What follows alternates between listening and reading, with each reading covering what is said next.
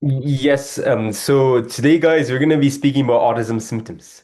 So autism symptoms are really essential, I believe so, because we want to kind of identify these early on and show them to healthcare providers, pediatricians, and then from there we want to move into behavioral therapy.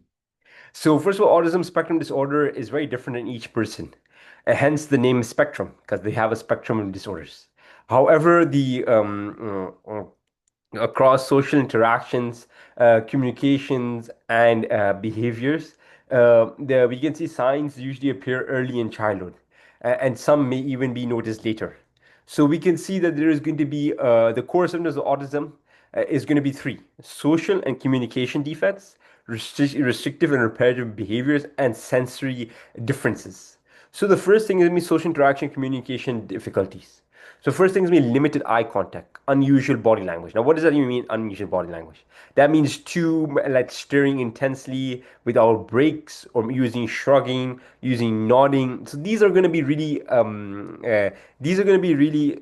unusual body movements, which is not really something that we want to see in a normal person with autism.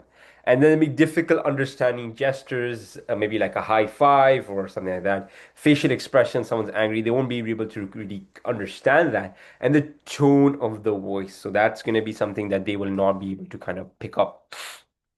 Then there's going to be kind of troubles forming and maintaining relationships. That's also a little bit tricky, and prefers to play alone or has difficulty with group plays.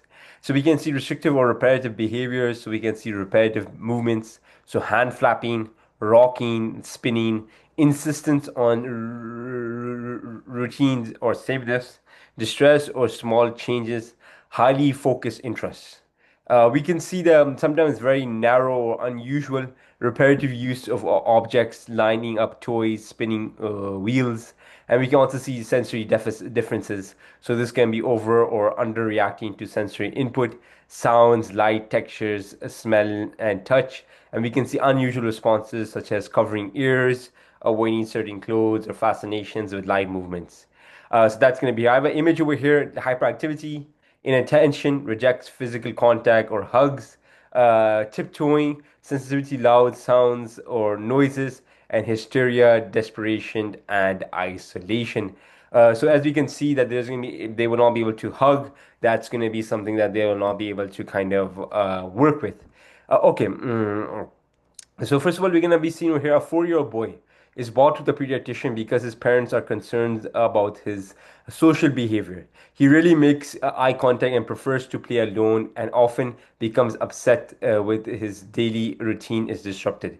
His teacher reports he spends long periods spinning wheels of toy cars and becomes distressed if they were taken away. On examination, he has limited use of gestures or facial expressions to communicate, although his hearing test was normal.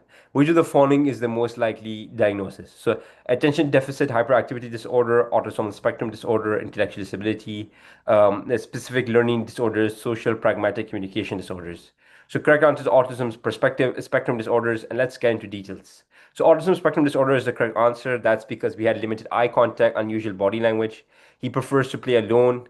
He distresses with this, the changes, so spinning wheels and normal hearing. So that rules out any hearing impairment because that's really important in children. ADHD. So ADHD is going to be attention deficit hyperactive disorder. It's going to be hyperactive. You're going to be very, very hyper, and not repetitive movements. Intellectual disability would not be here. That's more with Down syndrome. So that's mean the global cognitive delay. But here the focus is on social behavioral deficits.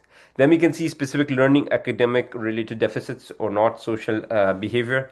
So that's going to be over here. Then we can see social pragmatic communication disorders. So this is going to be social deficits without any restrictive or repetitive behaviors. So that's going to be here. So the repetitive behavior, him spinning, he cannot understand gestures. That is going to be really autism disorder and pointing towards autism disorder. So this was just a video about autism symptoms. I hope you found this video useful, and I hope to see you guys next time.